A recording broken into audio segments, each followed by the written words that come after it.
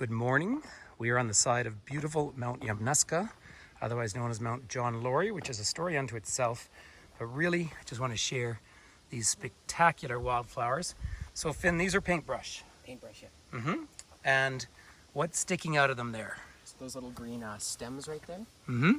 I don't know what the technical term would be, but those have some real nice sweet pollen on the inside. Yeah. Right there. There we go. The smaller the flower, Want to try one? No?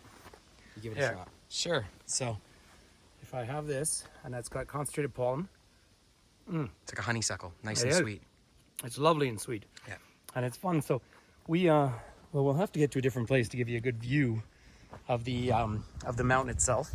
But this mountain is one of the most sacred mountains to the First Nations, the indigenous people of the region, and it is a fabulous cliff face. Although we come this time of year to see the wildflowers here. So there's a lot to be seen. Alberta calls itself wild rose country, and the wild roses are all out just at the moment. Hey guys, how's it going? Good, how are you? Good, thanks. But there's a huge variety. I want to try and find everyone one of the wild mountain lilies. I really try not to put my camera right in people's face, when they haven't given permission, of course. But this is a wonderful ecosystem. We have not seen, but we've heard a few snakes. Now, don't be afraid. There are garter snakes here, and they hibernate for about, 9 months. Tiny little things. But we do have a few. Now, this is absolute black bear country. Of course, we have bear spray with us. And this is the dense black bear country. In fact, we haven't seen one today. We usually do hiking out here. But look at all the flowers around. And then we have all these big stands of birch. Now, we live in Banff, and Banff's a little higher, so you only have aspen trees, not the birch. But the birch is also useful for a natural sunscreen. But it's this paintbrush that I really want to just get a video of here at the moment, because it is just so spectacular. This one is quite an old tree here, but if you rub the side of the birch, then you can make your own little sunscreen. And apparently an SPF fin of about 10. So, useful in the days before chemicals. And keep in mind, now I've got sunscreen on, so does my son, but it is important not to necessarily have it on when you go swimming in fresh water. It does a lot of damage to the fish. But have a look at some of these lovely purple flowers around as well. So these are, I don't know if these are bluebells or not. Since the pandemic, since I started doing virtual tours everywhere, I started getting more and more into mountain flowers. But it takes forever to learn them all, which is part of the fun of it. And how much is edible. We just found one of the edible mushroom species as well. And you do know why everybody likes to hang out with the mushroom. Huh? Because it's a fun guy. But this trail is excellent. And I just want to come around the corner, and then I can look up and show Mount Yamnuska up there. A quick fun fact about wild roses here in Alberta. Talk about being in wild rose country.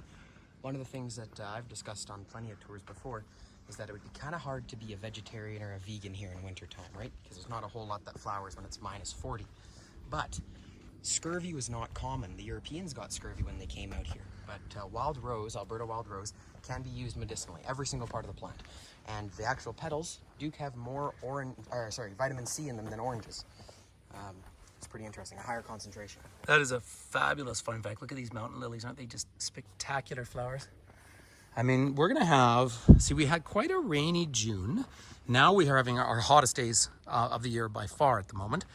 And so everything is blooming. The bugs are coming out, but not in an aggressive way. Another view up towards the cliff faces of Mount Yamnuska up there is just so beautiful. So it is just such a lovely trail. And it's a good trail for walking. So I'm not in big hiking boots or anything. It's just my shoes. Now I wear Hokas now. Go through them about every 2 months.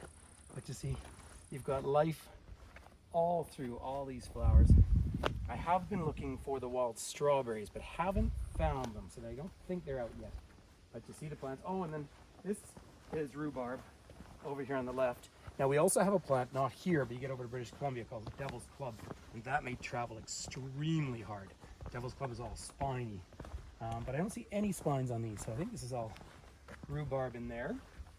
And still, look at the yellow ones coming out. Oh my goodness. You see, every little bit of this path is something different. And the bugs are around, so this is a healthy ecosystem. And we're, of course, in the land of the Stoney Nakoda First Nation. and I mean a very meaningful culture through here, and their language is still spoken. And we go to lectures every now and then. Melders this community, and there's a lot written about, of course, what you can do and make and survive from off this land. People have lived in this valley for at least 14,000 years, and this is your ecosystem. At least look at these fabulous trees up here. On the west coast, it's more like 50,000 years. You know, this valley, this is where it opened up, and if you can look through the trees, we're literally on the east slope of the Canadian Rockies. So rolling hills out towards Calgary from here, and it's still beautiful land, but being up high like this is just so gorgeous. So anyway, everyone, listen, peace and love. Thank you for coming and hanging out. One last view up around back of Mount Yamnuska up there. It's just such a fabulous mountain face. So you see that big cliff face there, and yes, we do climb on it. So what a treat. Hey, thanks for hanging out with us. We will post this and share this. Thanks for subscribing.